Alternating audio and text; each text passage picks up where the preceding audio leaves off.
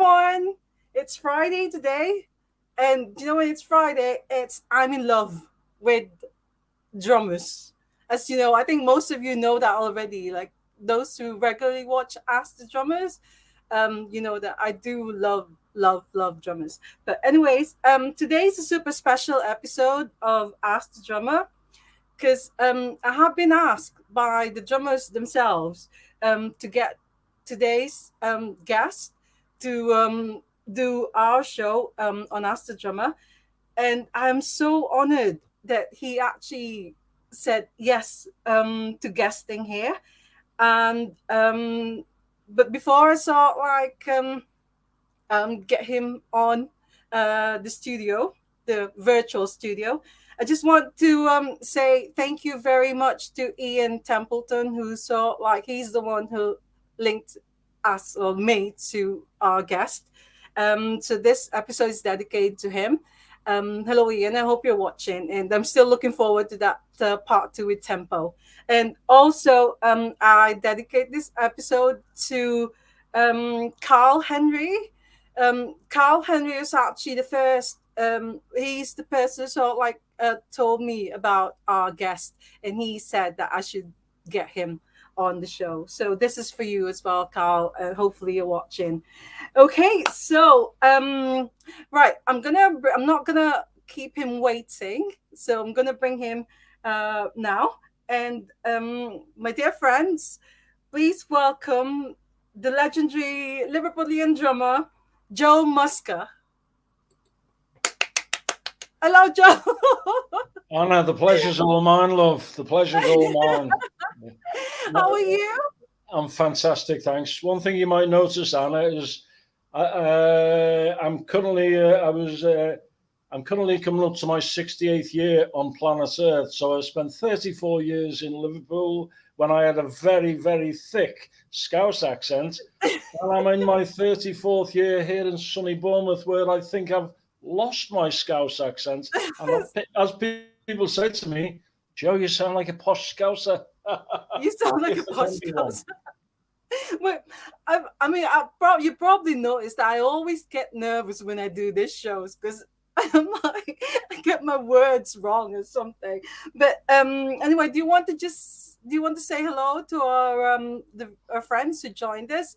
We've got Roland Jones. Roland is actually the drummer of Big Red Bus. I don't know if are you familiar with Big Red Bus from Preston? But he's called Scrub, and Roland's saying hi to you. So it's like fantastic. Hi everyone.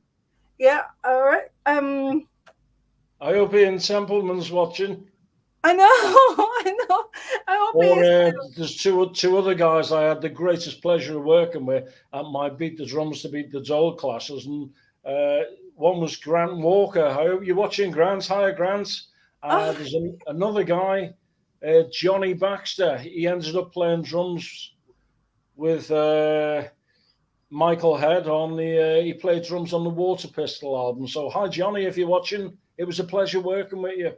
But it's funny you mentioned Johnny Baxter, because I was sort of like when I'm Googling drums over the Mersey, that name actually, he's done like a Guinness Book of World Records, so like having that many drummers in, because apparently he played there as he was the youngest drummer. He was, yeah. He's the little boy that's standing next to me when I'm playing the drums. You can just see a little boy. I think he was about 10 or 11, because his father was the late Lou Baxter, an absolutely amazing guy. When I formed the Gigs for Kids, it was a limited company, you see. So I chose Lou Baxter because he was sorted all the press out.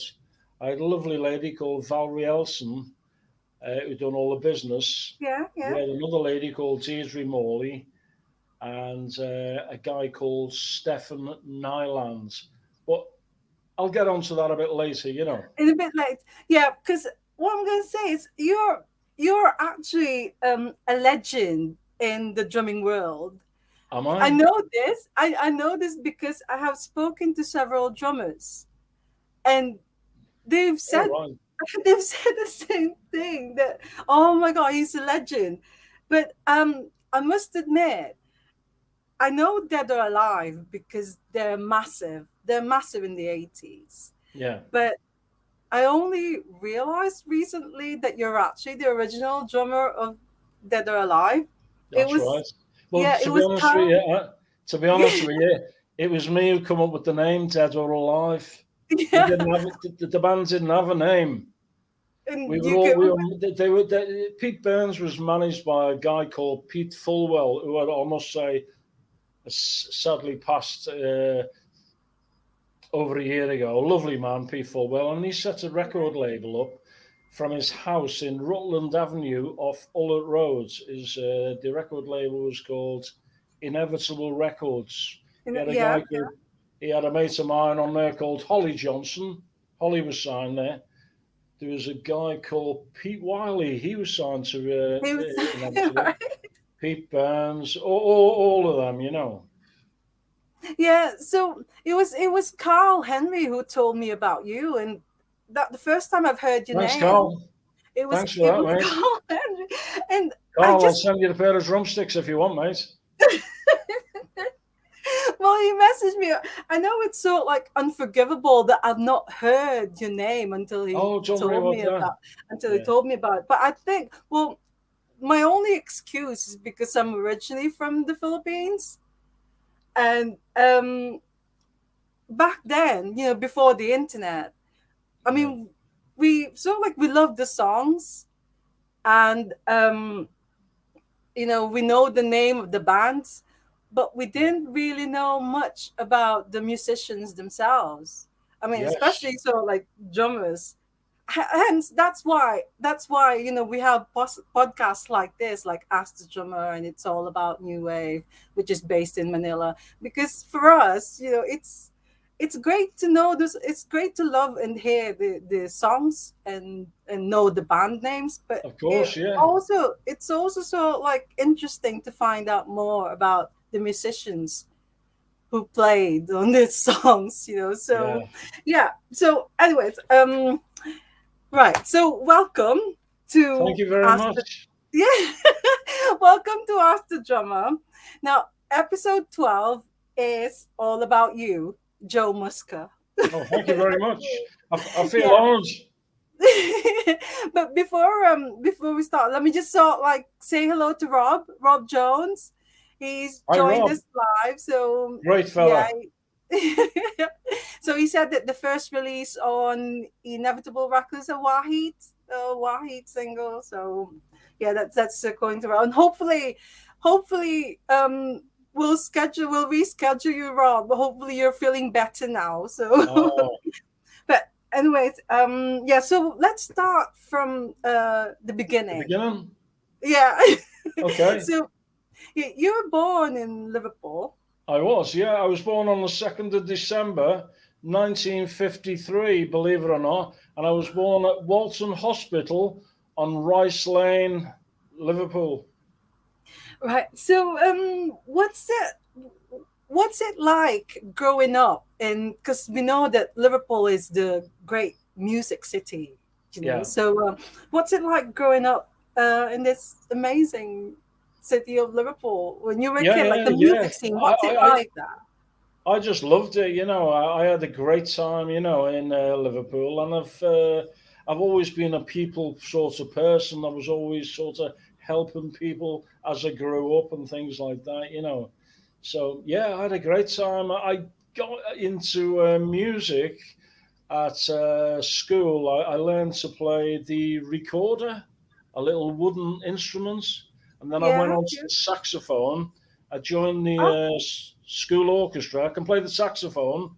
wow. I was a sax player in the orchestra, so that was great. And then I just got onto the drums a bit later. Well, I, before I ask you the next question, I also want to say hello to Guy Keegan. I mean, I can't believe this. It's like they're all drummers watching you. That's why I said you I, are guys, a yeah, legend in the drumming world. Because Guy I don't know Keegan is why. I don't know why. I Guy mean, Keegan is I, I teach a lot of guys down here, and Yeah. I've just recently retired from my job. I was a youth worker for 26 years. I worked for Bournemouth Youth Service, and I used to manage a youth centre for youngsters with special educational needs like Asperger's syndrome, Down Okay. syndrome, uh, autism, all that. But I got them all involved in drums. I ended up getting the youth club to buy 3 sets of drum kits with headphones because when you're working with kids with Asperger's, it's Yeah. sound development when you're just tickling the cymbal. They'd sort of, I was writing programs out for them. I All also right. wrote a program out for people who have had strokes. I worked with, I wrote a course for the people there. Like there was a lady who used to come in an ambulance, and all she'd do was she'd tap the right cymbal, and I'd just say to her, just keep tapping that. Someone would tap a bass drum, someone would tap a snare Oh, drum. okay. Yeah. So Yeah. I took them all into a recording studio and got recorded the 4 separate parts, which become the 4/4 beats. And I got the Oh, engineer to put it together and yeah. Yeah. put percussion on top of it. Yeah. Well, what got you into drumming? I was on a night out with a load of friends. We went to a club called the Nalgo on Queen's Drive. There was a band playing. I was sort of drawn to the band who were playing cover version songs by Hawkwind and the Rolling Stones. It wasn't until they got on to Jumpin' Jack Flash that I moved a bit closer. Yeah. I seen the drummer at the bar. He had hair down to his waist, and I said, "Hey, nice drumming, mate." And he went, "Thanks, man. Can you buy me a pint?" I thought you're a bit of a sweet talker. Yeah, all right, yeah. So I bought him a pint, and he said And to me, he said, "I'm was this going in on to Liverpool? in Liverpool, yeah, Yeah. yeah." And that was 1973. He went, "Yeah, thanks, man." You know what I mean? He said to me, "Wait till after the gig. I've got something for you." He gave me a pair of drumsticks that looked like a dog had been chewing them. And I said to him, because half of them were missing the middle and that. He said, "That's when I've been hitting my cymbals. The sort of stick sort of falls off. So I got some sticks off him and got a Yeah. practice pad Yeah. and then just got onto drumming. So would you say that that particular moment, that's when you said, "This is what I'm Yeah, going to do. I I'd want to like be a to do drummer." this. Yeah. But I noticed he had all sores in between his fingers. He said to me that he hadn't learned how to hold a drumstick properly. So I wanted to learn properly. So a guy's name kept coming up. His name was Red Carter. Red Carter. And I went to study with Red, and I was with him for about 12 months. But All right. the first thing Red told me, he said, "Joe, there's only 2 ways to hold a drumstick. There's the matched grip, which you hold it between your thumb and your index finger, and your palms facing down, or the orthodox, where your right stick's got the matched grip, and your left stick, the stick sort of goes between your second finger. The jazz drummers use it that way. So there's only 2 ways of holding it. But the guy I was watching he had sores in between his big finger and his second to be. He just didn't know how to play, and Right. I sort of liked the effort he was putting out. Really. Yes. So you actually had drumming lessons. You weren't like I did, yeah. self-taught. Or, I yeah. So did, you did. and Yeah. I'm very glad to say, my 12 months with Red, he taught me how to read drum music, so that when I was playing the saxophone, I'd studied the music for the on the stage was EGBDF, FACE. So when I'd done the drumming, I noticed the where the F is on the stave. That's where the bass drum goes. Where the A is, the floor tom tom. Where the C is, the snare drum, and the E, the hanging tom tom. The hi hats were written above the stave, as with the the crash cymbal and things like that. So I'm glad I I'm learned how sure to. I'm sure all the drummers are watching us right now will understand what you're saying, but it's Yes, just that exactly. like, for non-drummers, it's like, Yeah. I mean, it's a bit difficult. It's like over there, I'd but anyways, say to anybody that's watching, yeah, get into learn to read drum music. Sometimes I get phone calls from bands, "Joe, can you come and play?" And I go, I can't, mate. They'd send me a list of 70 songs, but you'd have to have all the music. And I just put it on yeah, my music stand and just play it all. yeah. Well, I just want to say hello to some more people who've actually joined us. Yes, Peter of course, Kevin. yeah. Yeah, Peter said that he lives opposite the Nalgo, and it's now called Alder Hay Social. All right, okay. Yeah, and also Trevor What's his Palmer is name? also, pardon, What's the guy's name? Peter Kevin. Peter. Yeah, Peter Hi, Kevin. Yeah, Peter. You all right, mate? and Trevor Palmer's also watching us. Said hi, Joe. So Oh, thanks a lot. Cheers. yeah, and Rob says that Joe is nothing but right. Watch out for the French military grip. French Sorry. military grip. That's Pardon? from Rob Jones. Oh, Rob Jones. Yeah, yeah, Yeah, yeah. yeah. So that's I'm a that's what match he grip. I'm a match grip drummer myself. said. All right. Yeah. So you played in loads of amazing Liverpool bands, like Dead or Alive, Yeah. The I've Farm. got I've Yeah, got a list here. Do you want me to read them yeah. all out? Please. Okay. Yeah, And this is, please tell your viewers, not a word of trying to be big headed. These just needed someone to tickle the sticks for them. yeah.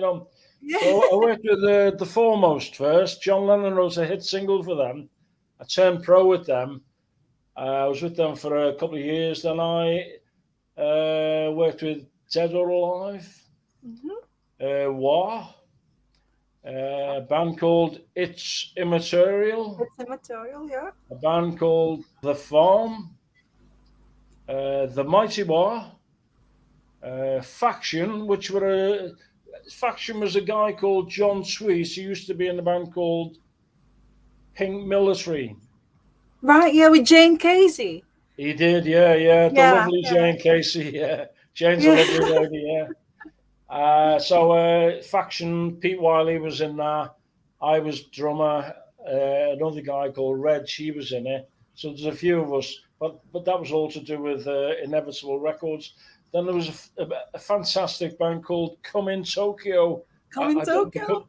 I done percussion with them for the John Peel a session in Maida Vale Studios. Then there was a band I loved working with called The Third Man, and then two boys that I done a record with. They called the Reverb Brothers, and they're great guys. But there's been many, many more since then. It's just they're just a few probably that the Yeah. viewers Yeah. have got to know. So your first band, is it called The Foremost? You said that was Pardon? that your. What was your first band? Uh, The first band that you played in? the first band I played with Yeah. was just a band called Robber's Dog. There was an old saying in Liverpool, but like people used to say, "God, look at that girl over there. She's got a face like a robber's dog." You know what they're like in Liverpool. So we decided to call the band Robber's Dog. Yeah, that's what Scousers are like, though, isn't it? Yeah. I, You didn't you didn't release any single using. Did you release any single with that? that's it. I, Well, let's talk about Dead or Alive. oh yeah, Now, the first, like you were saying before, that it was you who gave them the name, who came up with the name Dead or yeah. Alive. I'll So take you back. There's a little bit of a tale involved here, so I'll take you back to it. There was a guy called Hamby Harold Lambus. Do you ever heard of him? Yeah, yeah. Lovely Handmade the man, dance. Yeah. real nice guy. Sadly he passed away last No, year. yeah, that's right. Yeah, Yeah. he's sadly passed away. But I Yeah. got to know Hamby very well, and I was doing a session in his studio. We were doing some demos, getting ready to record the next day. We had a lunch break, and I popped out, and I had half an hour for my lunch left. So I thought I'll go back and have a workout on the drums before I start. So I walked down the corridor. Instead of turning left, I accidentally turned right. And as I walked in this room, there was a strange looking guy behind the door with bones round his neck. And he went, "Hi, God, where did you learn to play drums like that?" And I said, "Oh, I had lessons for about 12 months." And he said, "How long have you been playing?" I said, 9 years. And there was a beautiful Ludwig kit in the corner that's exactly the same as the one that Ringo Starr had, Yeah, yeah. He said, "Well, our drummer hasn't turned up." He said, "Do you fancy doing something? Anything? Play Yeah, anything you yeah. want." At the time, there was a band out called Adam and the Ants. So I just flipped the snare drum off, which gave me another tom tom, and I just done paradiddles and accented triplets around the drums. Pete started jumping up and down and singing into a microphone, and then the band started playing. Yeah, and this Pete Burns. This This is was Pete Pete Burns, Burns. yeah, Yeah, yeah. the legend. Yeah, he used to walk around in his stage clothes. I just thought, God, this guy's made a heck of an effort just to go to rehearsal with all makeup. Absolutely amazing. I said, "I'm sorry, Pete, I've got to get back into my session, but that was great. I really enjoyed that. And then within a week, I'd been contacted by his manager, Pete Fulwell, just Right. asking me to go to his house in Rutland Avenue off Fullet Road just for a chat. And Yeah, he yeah. just said, "Are you working at the moment?" I said, "No, I've just come out of a bank called the Foremost." Because in 1980, we were in what was called a huge recession, quite similar to what it is now.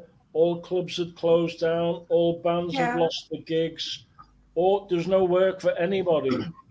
And the queues for the job centre were absolutely massive. Really long queues. And somebody said Right. to me, "This is going to go on for at least 3 years because Margaret Thatcher turned her back on Liverpool." You probably heard all about that. So Yeah, yeah, yeah. that's it. So she wasn't the most popular lady at that No, time. So no. but Well, we were in yes. an office, and Doreen Allen, who was the secretary for Inevitable Records, walked into the room and said, "Listen, I've just had somebody from the John Peel radio show on the phone. If you guys can come up with a name, I can get you a session." So everyone in the band had a guess, and they were all quite wild guesses. And Pete said to me, "Okay, Joe, it's your turn." I just Mm-hmm. looked at him, and he had like a hat on with fringes on. It looked like a Davy Crockett hat, and he had cowboy boots on, leather trousers, and a shimmy sort of a jacket with a suede jacket with all these fringes. And I said, "Why didn't you That's, call the yeah, band? yeah. Why didn't you call the band Wanted, Dead or Alive?" And everyone went, "Wow, that's a great name."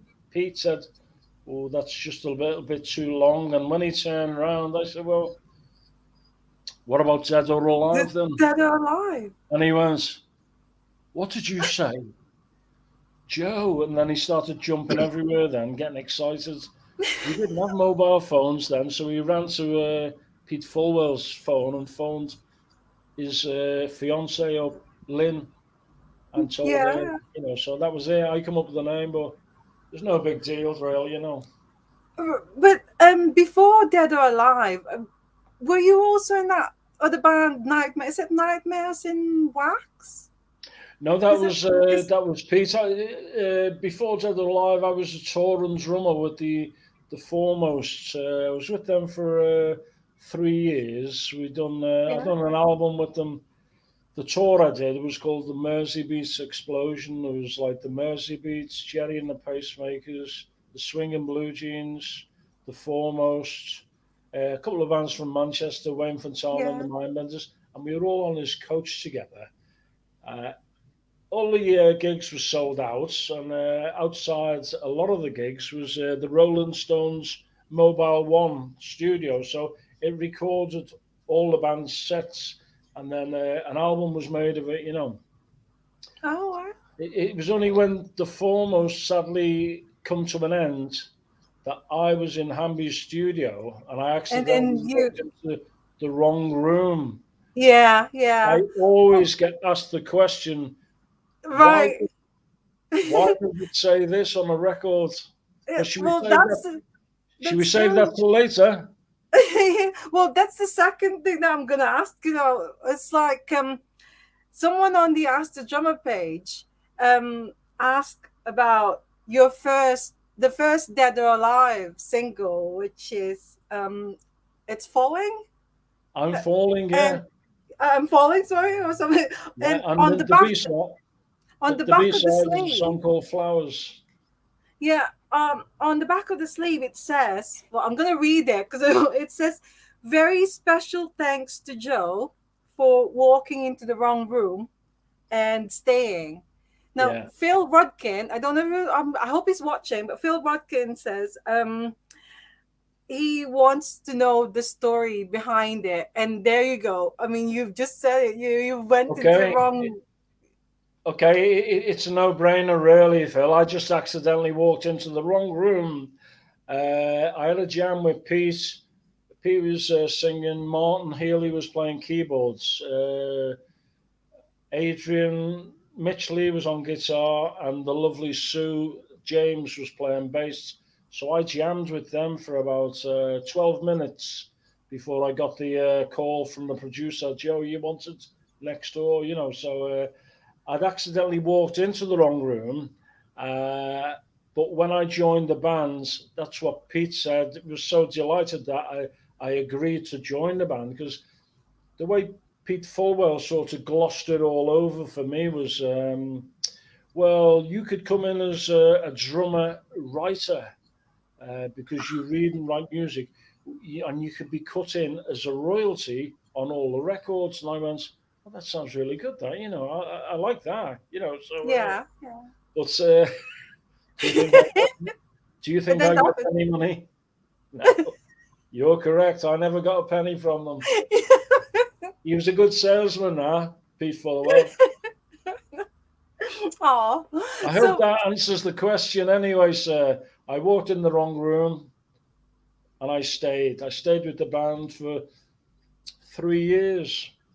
3 years. Yeah. Yeah, Yeah. there was a lot of bands in between working with Dead or Alive. I had the pleasure of working with one of the quietest fellas I'd ever bumped into. His name's Pete Wiley. Have you heard of Pete? Yeah, I worked with Pete and I was working with The Farm and working with all the other bands. Now, talking about Pete Wiley. Now, this one here, this That's why I'm album, on there. you're on. I'm on. I'm on that Yeah. album. Do you want to hear a funny story? Yes, please. Yeah. Go on. Okay. Okay. We get in the studio, and just before we went to the studio, we went to a pub called the Everyman, which is on Hope Street. Yeah. Yeah. We couldn't record the album in the studio by day because it was an MOT testing station. So we had to record by night. So we'd get to the studio, say about midnight, and we'd record right the way through the night, and we'd leave 8:30 or 9 the following morning. So Pete said, "What I'd like, Joe, is I'd like this really big ambient sound, And I looked around the studio, and there's carpets all over the walls, ceilings, and all the rest. And I said, well, you're not going to get an ambient sound here. Tell you what, in the gents' toilet, they've got tiles on the floor, tiles on the wall, and tiles on the ceiling. Why don't we set the drums up in the gents' toilet. So yeah, yeah, yeah. I haven't got to the funny part yet, but you'll laugh your head off when you hear this. I recorded "Death of War," one of the songs, which just features a lot of tom tom work and bass drum and that. When we were listening to it on the playback, there was an unusual sound coming through, and the engineer, it was Gil Norton at the time, he went on to produce the Foo Fighters and the Pixies and what have you, you know. He said, hang on, this noise, whatever. They had to get a plumber out in the middle of the night because it was the automatic system on the gents urinal. It kept flushing when I was doing my tom tom solo, you know. Oh That, my! that was it. And, and that's in the Death of War. That's Yeah, is yeah, that yeah. which is the last track on this album. That's right. It was a great album to record. You won't find my name on the back of that, or you won't No, find I any was photographs of me inside. I don't know why, but that's yeah, the way Pete likes to work, you know. yeah.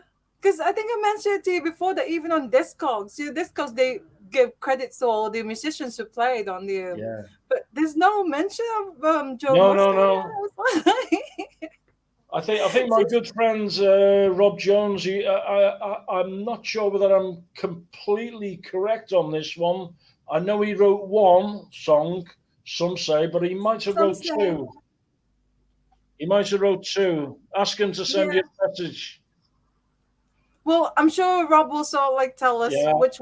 which other track did he write on that one. But let me just say hello to Roel Mersey. And he said his greetings from Detroit. So he's watching from Detroit.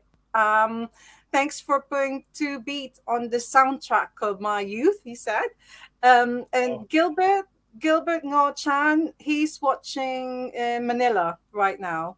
oh wow. Hi And guys.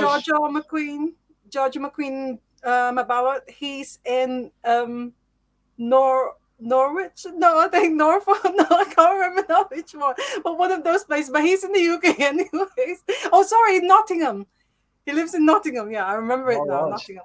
And right, Peter Kevin said when Pete, this is like Pete Burns, when Pete worked in Probe, because he worked in Probe, right? Probe Yes. Records.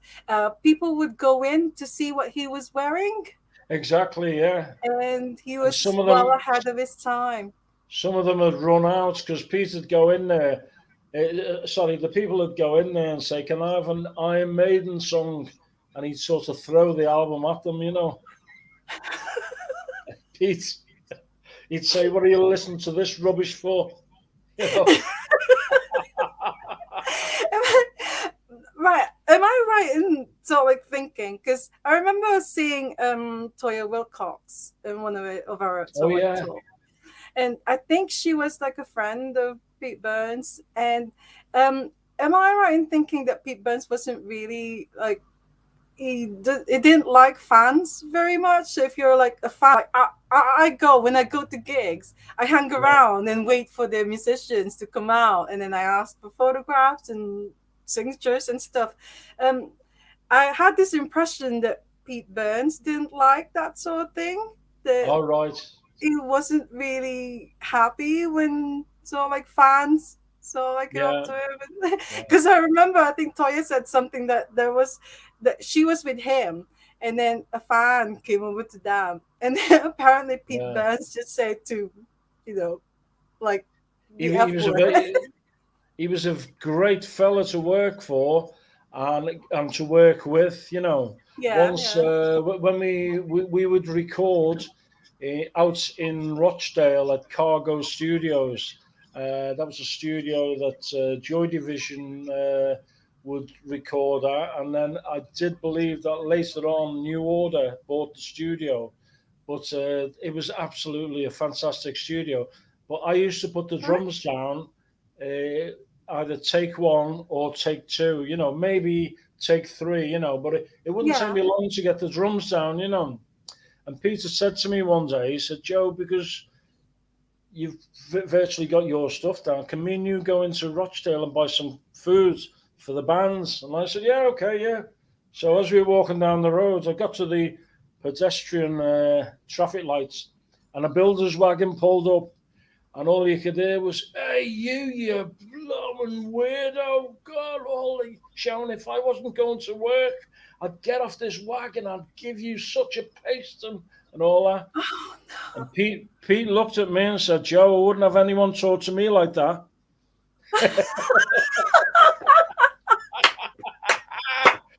That's the type of guy he was, Anna. He was just so no. funny.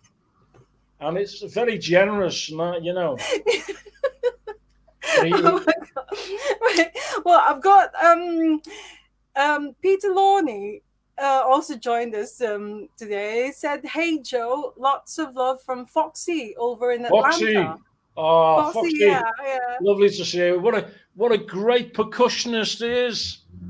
Really nice guy. He Well, used to work in Penny Lane Records. all right. Well, Yeah, he real says, nice guy. ask Joe about Pete's black contact lenses. That freak people out too. So he used to wear black Yeah, contact lenses then. Is it? my when I put my glasses on, the screen reflects on my glasses, so I take them off just so that everything's okay, you know. Well, okay. Well, we've talked about Dead or Alive and We done a bit about War. Pete So you were Wiley. in War, and were you in Yeah. the Mighty War as well? I was, yeah, yeah. I played percussion in the Mighty War. There was a young lad called Paul Barlow who played drums in the Mighty War. Yeah, So I yeah. was playing timbales, congas, bells, cymbals, things like that, maracas, tambourines, things like Yeah, just to fill the sound out, you know. yeah. And I had a great time. well, the other band is In Tokio because two band members from there, Frank Mann and Alan Curry, they're in Candy Opera now. Ah, And yeah, yeah, I yeah. just love Candy Opera. So when you said that, you used to play in In Tokyo, and of course Frank's a great. Frank's a, In Tokyo, it's Pete Wiley's brother's band, that's Phil right, yeah, Wiley. Phil Wiley, yeah, lovely man, real nice guy, you know, yeah. I mean, Frank Marn come to Poole where I live now. He come down here about 10 years ago, and I went to see him at the sound check. He was playing with an REM tribute band, you know, and Yeah, Stipe. It's Stipe. Stipe, that's right, yeah. Yeah, yeah, And he yeah, said to me, "You coming to the gig tonight?" And I said, "Yeah." And he asked me about some. He said, "I'm really short on some cymbals." So I said, "I've got a lovely Zildjian. I'll bring it down for you." So I went down to the gig and gave him the cymbal, and he yeah. was absolutely knocked out, you know. And I said, "No, you can have it. Don't worry about it, you know." Oh, Nice fella, you know. And yeah. that's what life's about, really. Let's all try and be friendly towards each other, you know. Now, now I know how to say his name because I always say Mahon or Mao. So it's Man. So it's Frank Man. Is that how you Oh say it? yeah, Frank Oh, Bond, yeah, yeah, well, okay. Well, um, now we'll go to this one now. In January of 1985, yeah. you organized drums over the Mersey, I did, yeah. and There's that's there's a little bit of a tale that goes with that one as well. So do you want me to tell you that? yes, please. 'Cause I Okay. can't believe it's like 36 hours of drumming. Yeah, yeah. I didn't play for 36 hours. I played for about uh, probably about 28, something like that. But I didn't play for 28 36. You know, hours. Oh my god. yeah. It Right, wasn't that yes, hard. please. Because Mark Liptrot, who's the drummer of Colacello, Yeah. um you've got to check out. I mean, you've got to check out Colacello. Colacello band, new band from Stockport, and they're really good. So Mark would love to know more about that event. So if Okay, you Mark. Well, kindly just the drums over the Mersey. Yeah. basically, unfortunately for me and a lot of people in Liverpool, we become unemployed. Lots of people used to stay at home, sit on the couch and all that, but for me, I just wanted to get active again. So I took a role on as a volunteer at the Merseyside Trades Union Community and Unemployed Resource Centre. That was in Hardman Street, opposite Kirkland's Wine Bar. I used to go there 3 or 4 times a week, Mhm. just writing and trying to get the unemployed involved in doing things. Yeah. Uh, I'd also get like a hot meal entitled me to a voucher, a 3 course dinner. So I was Yeah. writing all my beat the drums to beat the dole stuff in there. But there was also a big space at the end of the trade union centre. And a guy that worked there, his name was Phil Hayes, lovely lad. He worked there. And there was another guy, John Beddoes, he was a volunteer. I was a Mhm. volunteer. So we all decided this huge space that was left, it'd be great if we could put a recording studio in there. So Phil, the guy who was employed there, he got in touch with Pete Townsend from The Who, the band. Pete come down to Liverpool with his architect, and as we were all on this committee, I just happened to say to Mhm. him, Yeah. "Hey Pete, do you have a nice trip down here?" And he said, "Yeah, it was great, Joe. Yeah, it's great." He said, "But uh, there's there's something that I'm really thinking about, and I'd like to maybe mention it to you. Let's do the meeting first." So the meeting lasted 45 minutes, talking about putting this studio in and all that. Yeah. Yeah. He come back before he went. He said, "Listen, what it is, Joe." He said, "When we were coming into Liverpool, we noticed a lot of young people openly using drugs, and it's such a shame. It's happening in London and all the rest of it." He said, "Do you know what? If anybody was prepared to organise something, I would put my weight, my money, and everything behind it and all the rest of it." So Wow. I took the Yeah. idea away. I had a word with the syndicate of people I was in business with on like a voluntary basis. I said, "Pete Townsend has said this. Do you think we could do another drumathon?" And I asked Peter de Freitas, sorry, the late Peter Freitas, actually, Echo Yeah. the Yeah. Bunnymen's superb drummer. I said, "Pete, how would you like to get involved in this?" He said, "I'll get Tim, I'll get Joe Mac, I'll get everyone." So after about a month of the idea going around Merseyside, there was that many people wanted to take part. We couldn't organise a 24-hour. It had to be a lot longer to fit everybody in. So we put our heads together and called it Drums Over the Mersey and done it for 36 hours. So that was basically how that started. So That's it incredible. started on the ferry in the middle of the Mersey, Yeah. Yeah. but it was really the coldest day of the year. It started at 10 o'clock in the morning on Saturday, the 26th of January. It finished at 10 o'clock at night the next day, Sunday, the 27th of January. God. Yeah, Wow. amazing. Yeah. And was it just on the ferry itself, just traveling The along? as the ferry sailed from Liverpool to Seacombe on its return, there's about 5 or 6 drum kits on the top deck. But on the ferry's return, I think it was about 5 yards away from hitting the landing, Yeah. uh, a band of drummers and trumpet players all marched from the pierhead all the way through town up Row Street. Wow. So I got off the ferry, I got put in a car and got driven up to the Royal Court Theatre. Then I sat on a drum kit there. Drums were supplied by Premier. The cymbals were all supplied. I got Zildjian to supply all them. and there was some Oh, Simmons drums that were supplied as well. So it gave us, as people were yeah. still marching through town, we overtook them in a car.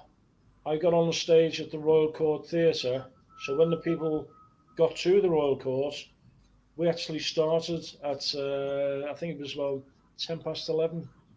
And it went on for 35, 36 hours.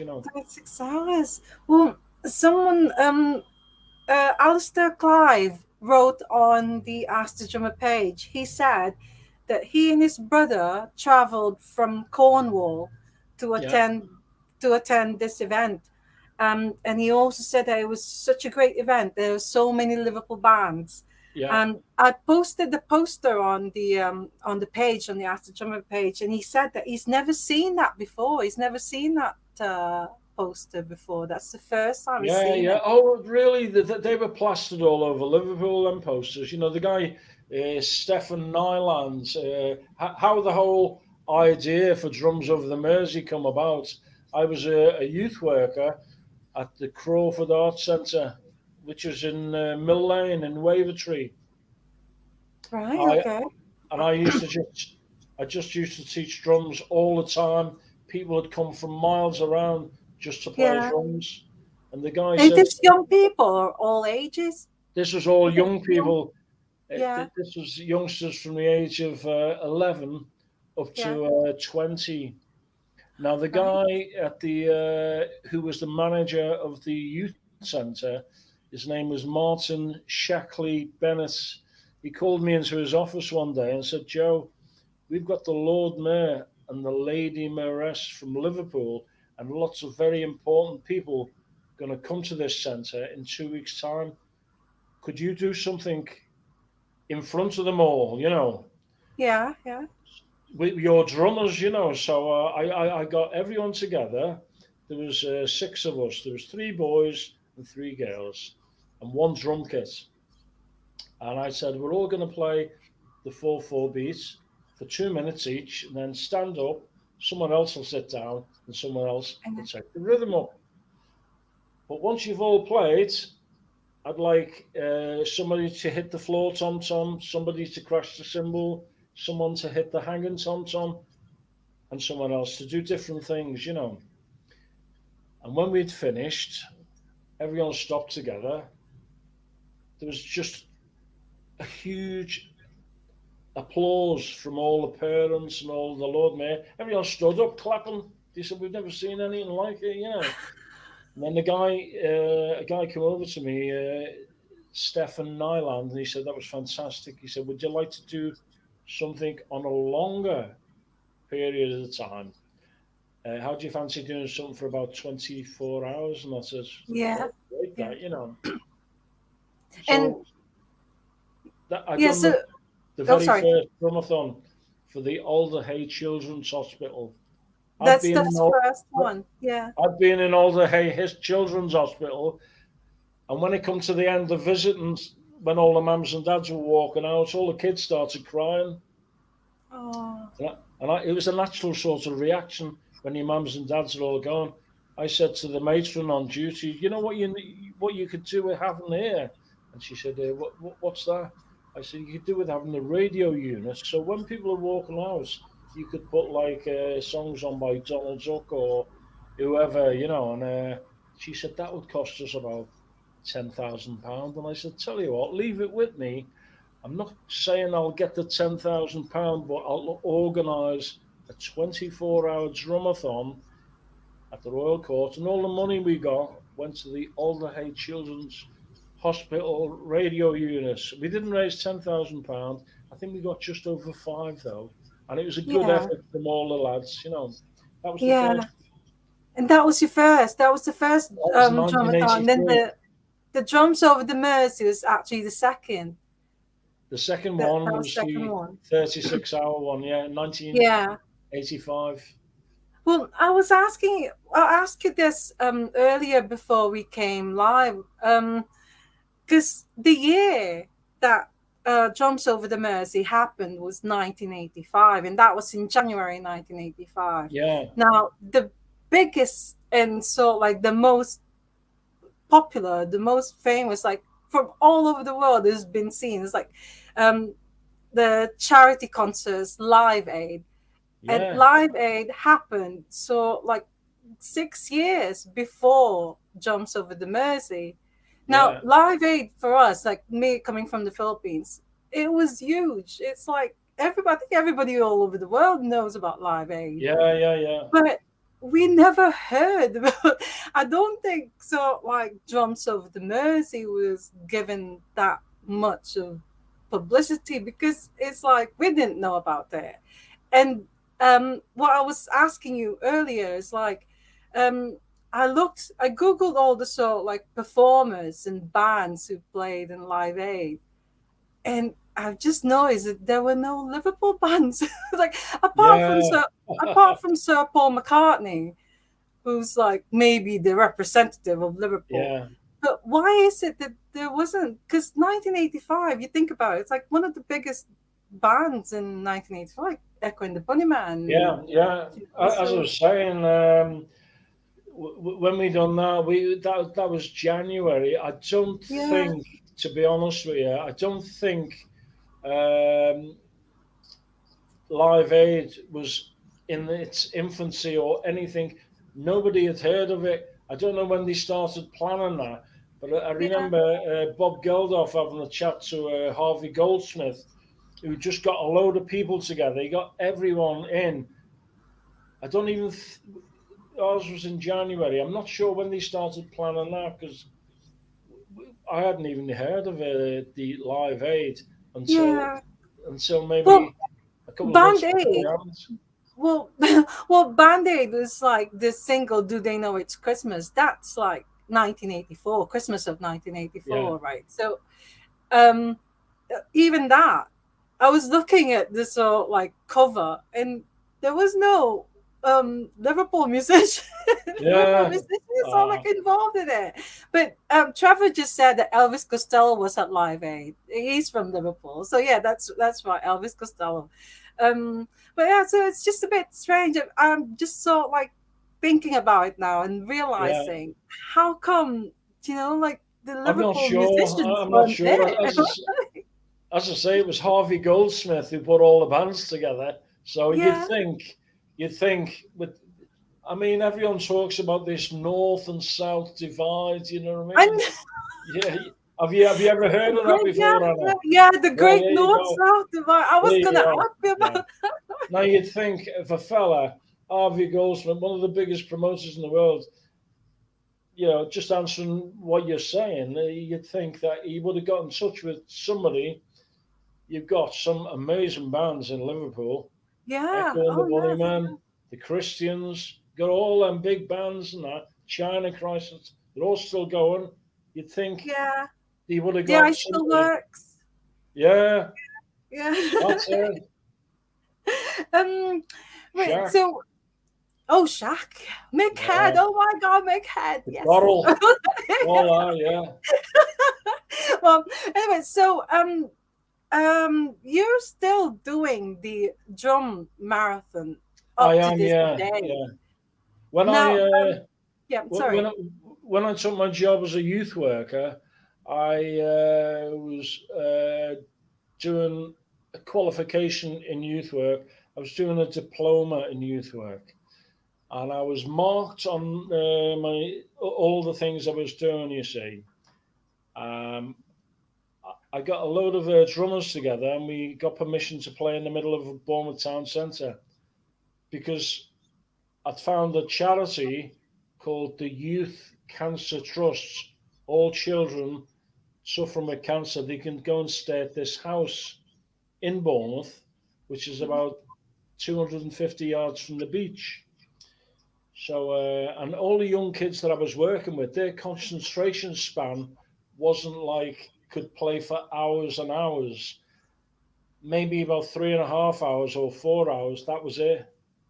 So I organised little drumathons from 12 o'clock till 3:30, giving all the young drummers time to play, Yeah. raising money for this charity of youngsters with cancer. But Yeah. anyway, fast forward a few years. I was in the office, the Youth Cancer Trust office, and said, "Can I have a bag full of T-shirts, please, large and medium?" And someone said to me, "Hey Joe, how many times have you done this?" I said, "Well, my last one was 15. The one I'm doing tomorrow, this will be my 16th." And they said, "Just hang on a minute, hang on a minute." They got all the staff together, and they all walked into this boardroom. Someone said, "Make Joe a coffee. Joey, do you want some biscuits?" All that, They come out about 20 minutes and they said, we're going to ask you something and we hope you're going to say yes. So I said, "Yeah, go on then. Yeah, what is it?" They said, "How would you like to become an ambassador for the Youth Cancer Trust?" And I said, Oh. "Ambassador?" I said, "That'd be great. What do you want me to do then?" He said, "Nothing. You've been doing it for 15 years." Oh. Well, Yeah, so I'm an ambassador now for the Youth Cancer yeah. Trust. Yeah. Well, Mark Stapleton just said that give this man a knighthood. Give like Joe Musker a knighthood. Does so much for charity. A Oh, real heart of thank gold. you. Yeah.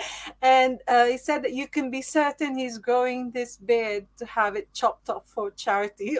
I did, yeah. That's I was yeah. like, This is in at the start of lockdown. The one of the guys said, "God, we can't do any drumming. We can't do anything else." I yeah. said, "Tell you what. I'll grow a beard. You put it on Just Given account and get people to donate. I'll shave it off when we get to past £1,000. So we got to Oh. £1,100 and I shaved it off. I got a barber to cut it. It got really long. I'll just put So, my Eric's t-shirt. Eric's, that is so cool. That's what I wear on stage when I'm. Well, Well, I've actually got the new logo, oh which yeah. there's a new logo, but Paul Simpson of the Wilds one said to me that it's not the real one. So he's not really Oh keen on yeah. that new logo. And I was gonna wear it today, but then I remembered I already wore it to when I interviewed Carl Henry, so I thought, well, I don't want to wear it again. Oh But wow. yeah, but anyways, next year it will be your 29th drum marathon. 29th it'll be. Yeah, 29th, yeah. yeah. So Wow. it's I'm doing it on Easter Saturday in a huge music studio down here called Absolute Music. They have 12 rehearsal rooms inside the building. They have Wow. two huge recording studios, and it's just a big, massive concern. It's like they sell drums, every musical instrument you can think of, and it's on 3 floors. Ah, see. And I've So just, so you yeah, so you carried on doing this like every year in Bournemouth. yeah, All these drum and you're also a drum teacher. yeah, yeah, You're a yeah. drum teacher, yeah. Yeah, but with the pandemic and things like that, there's only I've only sort of got a few students have come back. Yeah. Everyone else is thinking that there's going to be another lockdown, so the parents are saying, "Oh, we'll keep the kids away." Well, did you try so like doing it like online teaching I or haven't. No, no. It was no? always like one-to-one things like that. Yeah. Yeah, I suppose with the drums you really have to sort of like be next to Yeah, the yeah, yeah. student and I work in a band at the moment. We're called Dumb dumb poet. Poets. That's Yes, that's DUMB, Dumb yeah. Poets. Two of the guys, we're all like we're all fellas who have been around the block a few times. And there's the guy who writes all the songs, Lance Riley, great songwriter. He's been asking me for years to go and watch and listen to his songs and all the rest of it. So I went and watched them, and I don't know what it is when a drummer is playing and he sees another drummer in the crowd. Like if I turn up anywhere, everyone here, all the drummers, they all know me. I know them. You must have thought, Yeah. oh, here's Joe. I better hit the skins a bit harder. You know what I mean? So I couldn't really hear the song from Lance. So I said to him, "Your drummer's playing too loud and things like that." So I've done a lot of recording with drum poets, and I use brushes or maybe a brush and a hot rod, things like that. Yeah. So I'm not after showing everyone how loud I can play. I've always played for the song. That's why I think I've got lots of sessions over the years. My son Yeah. James, at the age of 4, he took up the drums. He was sitting there watching me, teaching these people how to play. And he still plays now. He's 27 and he's played with quite a few bands down here. All right. So he's also a drummer, and he's got his own. Yeah, He's got yeah. his When own I band, do and he plays when I drums. do Yeah. drumathons, he just jumps on a kit. He just knows what to do because I've been his teacher for years. Have you got any gigs planned Sorry. for like dumb poets? Are there like any gigs planned Well, this the year gigs or that we're next doing, we year? just play down south, really, where we live, and that. Yeah. So yeah, we're going back in the studio to cut another single. We had been invited up to play at the Sound City Music Festival, but that was last year, and then the Yeah. pandemic hit, and then it couldn't happen. So it was just a shame, Oh, really. oh, But it's yes. Well, as a drumming legend yourself, have you got any drumming hero or heroes?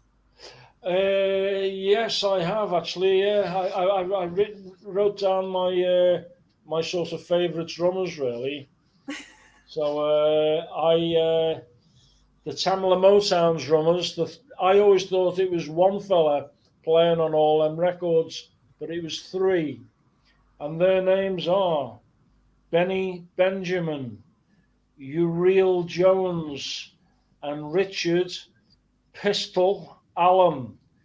Now there's another band who do all the records in California. They were called the Wrecking Crew. They were led by Hal Blaine and Earl Palmer, and there was a young guy called Jim Gordon. They were the type of drummers I listened to.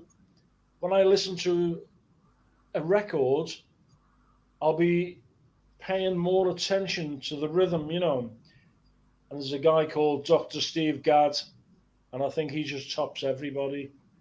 He's a fantastic drummer. All And right. I, and I couldn't believe it. A band I was playing for, uh, we all had to wear suits. There was 10 of us, and so we done the gig at a venue, and a lady came over and said, "Can I book you for my daughter's wedding?" And it was at the Royal Bath Hotel, and I didn't know it was Dr. Steve Gadd's son had flown in from America, Arizona.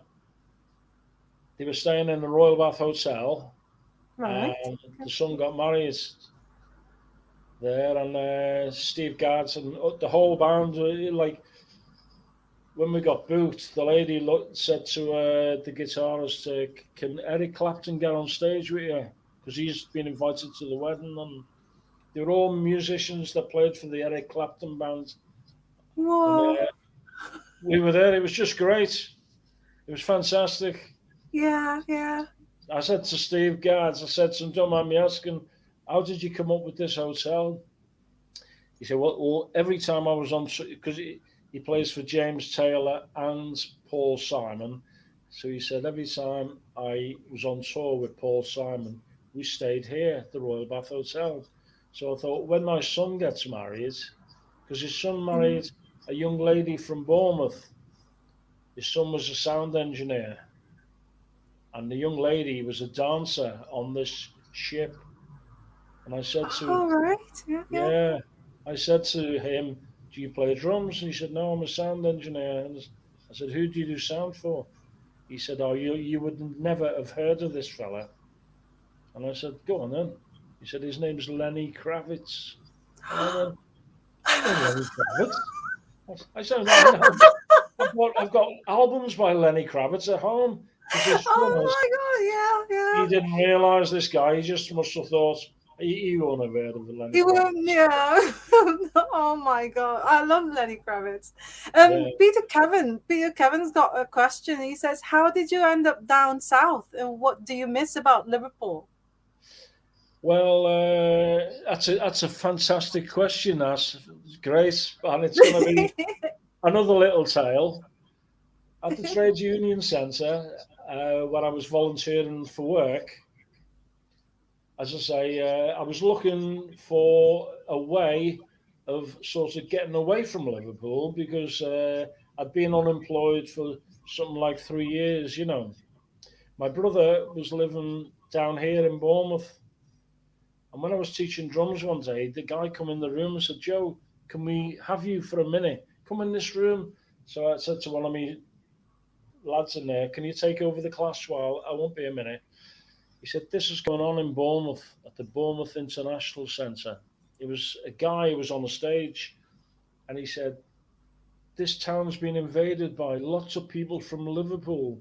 They're called Scousers, and there's plenty of jobs here, and no one will get a job. All they want to do is lie on the beach every day and get the money off the DHSS." And the compere come on stage and introduced him and said that was Greg Archdale from Charminster and Bournemouth. And out of 6,000 people, Anna, about three people clapped him. He got a little clap like that. And he ran on stage, grabbed the mic and shouted, "Any scouts that turns up at my house, I'll get you a job." Well, Margaret Thatcher stood up, clapping. Norman Tebbit stood up, clapping. Michael Heseltine, Tarzan, he stood up. He got a standing ovation by 6,000 delegates. So he said that on the Monday, and on the Friday, 67 of us turned up outside his house. We knocked on the door. When he opened the door, he must have thought, "God, the milkman's early." This was about 7:15 in the morning. Everyone shouted, "Gives a job." The whole street woke up. The police said, "We can arrest you for this," but everyone walked up and down the street with little placards with "Gives a job" on. I decided to stay and give it a go. Everyone else went back. But so that's how I come down here, and I've been here now. This is my 34th year, so I've done 34 years in Liverpool, and I'll be 68 on the 2nd of December. Uh, That's that'll like be good. half and half. Yeah, But half and half exactly. yeah, Yeah, but and what I'm do you enjoying what myself. what do you miss about Liverpool? I do miss. I miss the humour. People talking to you. I mean, you didn't even have to know them really. You'd be in a pub, you'd be reading the paper, someone would be reading the back. In Liverpool, but down here, it's a lot of the people are not so friendly, but you just get on with it really. I've got Oh, two lovely lads. Joseph's 31. We've got two grandchildren, Esme and Luca. I bought them a practice pad each and a pair of drumsticks. So I don't know. Maybe another drummer will come out of that. yeah, yeah. Well, do you know when you were talking about that gives a job or something, or gives a job? Isn't there like a television show? What's it called? Is it Boys from Black Yeah, Stuff or boys from the something? black stuff. Yeah, That's what they used to say, right? I mean, it was. Yeah, I never really watched it properly, yeah. but I Oh, think it I was saw fantastic. Yeah. bits of it. Written by a guy called Alan Bleasdale. Absolutely amazing. Try and watch it. It's really funny. And the guy Yeah, who guy who come up with that gives a job. Gives a gives a job. job. Yes, Bernard Hill. Yeah, that's it. But yeah, it's a lovely place, Bournemouth. It's got like the beach has got 7 miles of pure white sands. I take Oscar, my little Jack Russell, take him for a walk most yeah, days down there. You can listen to the rhythm of the tide smashing against the sands and things like that. I Yeah. suppose we're surrounded by rhythm, really.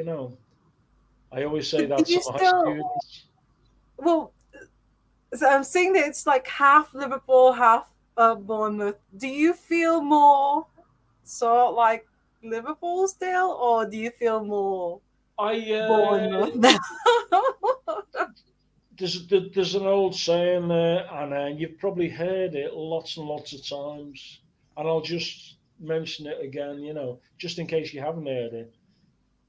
Liverpool leaves you, but you never leave Liverpool. You know, you can leave Liverpool, but it never leaves you. It never leaves. Oh, So I mean, that's it. I love Liverpool. I love going there. I go there Yeah, to lots of yeah. gigs and stuff. I go back now, and people say, "Oh, you sound really posh." All this. I had to go to the. I was invited to the Paul McCartney School of Music, Lipper on. Lipa, yeah, yeah. Yeah, I had a fantastic time. I was sitting there in reception, just sitting there, and there was a sign going around, and it said, "We are being visited today by a guy from. His name is Joe Musker. If you see him, give him a hug or whatever."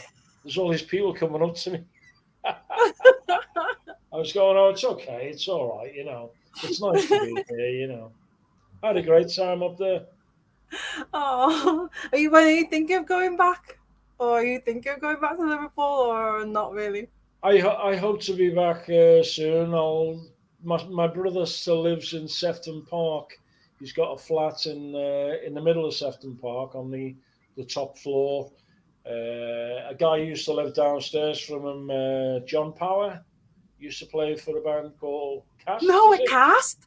Cast? John Power. Yeah, John Power. Yeah, Oh yeah, my god. yeah. In the same house. The house was built for the Archbishop of Liverpool, and when he sadly died, they split the house into three flats. So my brother it's got the whole top floor overlooking the park. John had the whole middle floor, and then a guy downstairs who his son works for Coronation Street or one of those big soaps. He has the whole downstairs. Yeah, it's a small world. We all Oh know my each god. other. We all know each other. Oh my god, John Power. Oh my god. Do you, can I ask you a question? Yeah. Do you ever do you ever see Mick Head around? Michael Head Mick from the Pale Head. Oh my Fountains. Mick, God, I've known him for years. god. Did you ever play? Did you ever play with Mick Head? Were No, you no, no. He was in when I knew him. He was in a band called the Pale the Fountains, Pale Fountains? Yeah. and his drummer Jock, who I'm glad to say is a friend of mine on Facebook. I keep in touch with Jock. So Jock, if you're looking, hiya mate, how are you? Oh, You know what oh I my mean? god. I hope John will say yes to Ask the Yeah. Drummer as well. I mean, please help me get him on Ask the Drummer. Us drummers stick together. Yeah. Yeah. Oh my god, so lovely. Right. Well, this will be my last question for you now, before because I know it's already after 4 o'clock. Have you got any advice for aspiring drummers out there? Yeah, I've got plenty of advice. How long have we got online? We've got another hour. The advice I'd like to give to people who are maybe going into recording studios or drummers is maybe obviously before you go in there, get yourself a little metronome and take it everywhere with you, literally everywhere, and play it at different speeds and just play along with it, just nice and gentle. When you are asked to go into a recording studio and to play, don't really worry about what the sound of the drums is like as you're hitting them, because behind that glass wall, you've got a guy there, an engineer, and you've got a producer who know exactly what sound they're after. So it might sound quite strange to you, but trust them because they are the guys who are doing it. And just practice and practice your rudiments. And I always say to my students, when you go to school, you learn something called the alphabet. It consists of 26 letters, and we go Mm-hmm. from A to Z. The drummer's vocabulary, we have 26 drum rudiments. Some of the Americans have taken it further than 26, but it's 26 main rudiments. Try and learn all the rudiments, try and learn them all. There's like single stroke paradiddles, double stroke, triple stroke, flams, drags, ratanakus, the lot. Try and learn the lot, all of it. Don't just sit there and play exactly the same beat as you played yesterday. Try and stretch yourself. That's what I do all the time. I have three kits. I have one upstairs, an electric Yamaha that I teach on, and I have two in my little studio at the bottom of the garden. And I'm always out there. And in most rooms in the house, I have a practice pad, pair of drumsticks. So if my wife's in the kitchen, I'll be doing all my rudiments or practicing things like that. That's probably about the best advice I could give you. And always be polite when you're in the studio. And if someone says, that's not quite right, that you've got to do it again. Okay, just say, okay, I'll do it again. Because when I was doing the War album, working through the night, I think I must have done about 22 takes on one song. We had a guy, fantastic guy, Gil Yeah. Norton, great studio engineer. This was his first album. And when we all recorded the track, we all thought, this is the one. This is definitely the one. Let's go in the room to listen. And we all walked in there, me, Pete Wiley and Washington. And we were in there. We said to the guy, can you play it back? There's nothing there. He'd accidentally forgot to press record.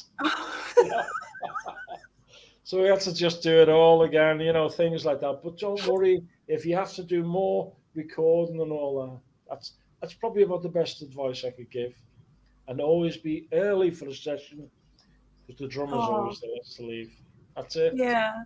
Well, just remembered sort of like one of the things because of all the years that you've been playing drums. Have you ever had any disasters, or like have you ever fallen off sort of like a drum, Oh, falling off the drum. drum kit, or have you ever sort of like cut yourself badly whilst playing, or I don't know, maybe the stick flew off your hand and hit Oh someone? yeah, yeah. Have you ever had any of those I've had disasters? a few funny sort of episodes. I was teaching drums at the local probation centre. So when I was doing my qualification in youth work, I Yeah. went to do work experience as working with people who'd been in trouble, who they were on probation. And the All guy right. said to me, "Hey Joe, could you do a drum session?" I said, "Yeah, I'd love to. Yeah." So I've done a drum session there, and I've also done sessions in psychiatric hospitals with patients when they'd hit a cymbal and just keep belting it and belting it and belting it until it cracked. You know what I mean? Things like that. Oh gosh, or just smashing skins and things. But yeah, it's we've had a few episodes like that. But I'm Oh my glad to say not on a regular basis. But that's just probably one of those silly things that happens. Oh, well, we've got another word, so like just say hello to us. Hi, Anna, and hi, Joe. It's Monty Mendigoya. He's also got, Jim, when I was telling you about podcasts, the one that's based in Manila, he's the host of It's All About New Wave. So I think this week, I believe his guest this week is a drummer, Guy Keegan from the Railway Children. So that's going to be really good. I like it when he guests drummers as well. So, but yeah, that's Monty. So he's saying hello. He's in Manila watching us. Hello, hello. How are you, sir? Fantastic. Have you got Stephen Morris turning up for one of your sessions? uh, I have to say, Ah, well, it will be just Great keep drummer. an eye keep an eye out for Ah, future episodes of Ask the Drummer. But nice drummer. I do like his yeah, style. I like all Joy Division stuff and all that, and all the work he's done. I've even read his book. I'm waiting for the next part to come out. yeah, Great, yeah. great fella. He's really really nice and very very friendly, and Yeah, so yeah, yeah, yeah. All I can say at the moment, I mean, I'm so like I don't want to say it yet, but just keep an eye out for the Ask the Drummer page. yeah. So that's all I'm saying.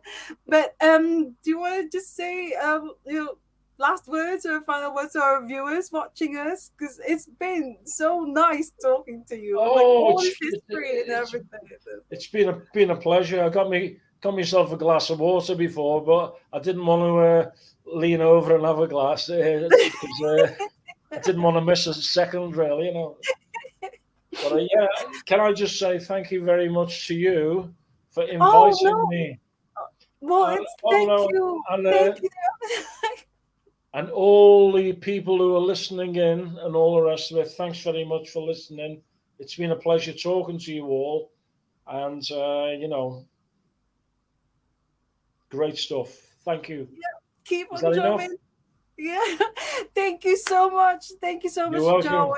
I'm really, really honored to have you here because I could tell, like, all these drummers watching as well, you know. Uh, So, thank you very much. And Thank you. you have a lovely weekend. I will. And Yeah. Thank you. we'll, I've been yeah, we'll, practicing me paradiddles oh, yeah. We'll with me stay in feet. touch.